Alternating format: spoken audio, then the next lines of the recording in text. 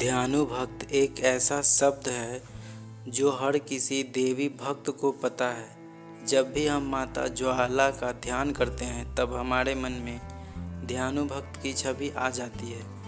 आज इस वीडियो में हम ध्यानुभक्त की कथा के बारे में सुनेंगे।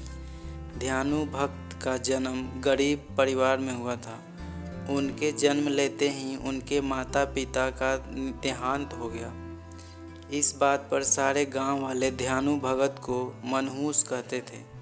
कोई भी बालक ध्यानुभक्त के साथ नहीं खेलता था। माता पिता के देहांत हो जाने के कारण ध्यानुभक्त का पालन पोषण एक पंडित जी ने किया। वह पंडित ज्वाला माता का अनन्य उपासक थे। उनकी अनन्य भक्ति का ही परिणाम था जो ज्वाला माता की कृपा ध्यानुभक्त पर इतनी थी। जब ध्यानु ने पंडित से अपनी माँ के विषय में पूछता था तब पंडित जी कहते थे, बेटा तेरी माँ तो साक्षात ज्वाला माँ है। पंडित जी की यह बात सुनकर ध्यानु एक बार माता रानी की शरण में बैठ गया और सच्चे मन से माता को पुकारते हुए कहने लगा, हे माता, मेरे बाबा कहते हैं कि आप मेरी माँ हो। यदि यह बात सच है तो आप मुझसे मिलने क्यों नहीं आती?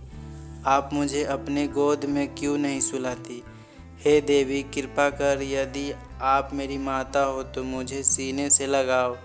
मैं माता की ममता पाना चाहता हूँ। अपने बालक की पुकार सुनकर जगत जननी माता ज्वाला माँ अपनी पुत्र के समक्ष प्रकट हुई और ध्यानु को अपने गोद में बैठाकर ढेर सारा प्यार, दुलार और बातें की।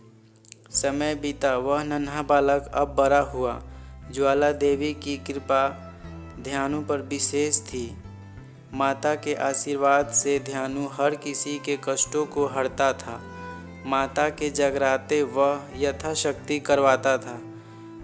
उसकी भक्ति इतनी थी कि जब भी वह एक बार भी जय माता दी बोलता था तब अंधे को आँख मिल जाती थी, गूंगे बोलने लगते थे और कोढ़ी की काया कंचन हो जाती थी। देवी की असीम कृपा से ध्यानु हर किसी के दुखों का निवारण करता था। उसे किसी से कोई बैर नहीं था। वह हर किसी स्त्री में अपनी माता अथवा अपनी बहन के रूप में देखता था। एक बार ध्यानु समस्त गांव वाले के साथ ज्वाला देवी के दर्शन के लिए जा रहा था। इतना दलबल देखकर अकबर के सैनिक ने ध्यानु से पूछा, अरे ओ भाई, एक साथ पूरा का पूरा गांव कहाँ जा रहे हो? ध्यानु ने उत्तर दिया कि हम तो ज्वाला माता की शरण में शीश नवाने जा रहे हैं। ध्यानु का उत्तर सुनकर सैनिक ने ध्यानु से माता की महिमा के विषय में पूछा। तब ध्यानु ने माता को सर्वश्रेष्ठ बताते हुए माता रानी की महिमा सैनिक को सविस्तार सुनाई। सैनिक द्वारा देवी की महिमा सुनकर सैनिक ने सब कुछ बादशाह अकबर को बता दिया। यह बात सुनकर अकबर क्रोधित हो गया और वह सोचने लगा कि मैं ही सर्वश्रेष्ठ हूँ। बादशाह अकबर ने ध्यानु को अपने पास बुलाया और अपने आप को माता से सर्वश्रेष्ठ बताया। तब ध्यानु ने इसका प्रति उत्तर करते हुए अति विनम्र भाव से कहा, बादशाह, तुम अपने आप को माता रानी से सर्वश्रेष्ठ कैसे कह सकते हो? क्या तुम किसी मृत व्यक्ति को जिंदा कर सकते हो?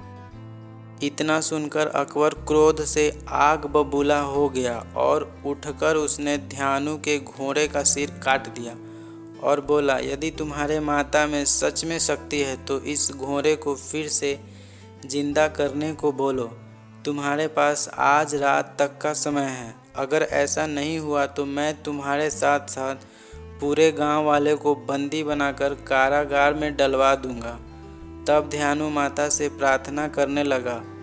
जब घोड़े का सिर नहीं जुड़ा तब ध्यानु ने अपना शीश माता को अर्पण कर दिया। तब माता प्रकट हुई और ध्यानु और घोड़े का सर जोड़ दिया। जब यह बात अकबर ने सुनी तब वह क्रोध से तिलमिला गया और उसने ज्वाला देवी पे लोहे के छत से ढकवा दिया, पर वह ज्योति तवे को चीरकर बाहर आ गई। फिर अकबर ने ज्वाला माता के दर के पास नहरें खुदवाई और नहर के पानी को मंदिर के गर्भगृह के तरफ मोड़ दिया, पर ज्वाला पानी से भी न बुझी। तब अकबर को अपनी गलती का एहसास हुआ और माता से क्षमा मांगने के लिए अभिमान से अपने साथ एक सोने का छत्र लेकर गया, पर वह छत्र अभिमान से दिया गया था, इसलिए छत्र को माता ने स्वीकार नहीं किया और वह सोने का छत्र किसी अन्य धातु में बदल गया। बदला हुआ छत्र किस धातु का है आज तक पता नहीं चल सका। तत्पश्चात अकबर वहां से लौट गया। वह छत्र आज भी ज्वाला माता मंदिर के गर्भगृह में रखा हुआ है।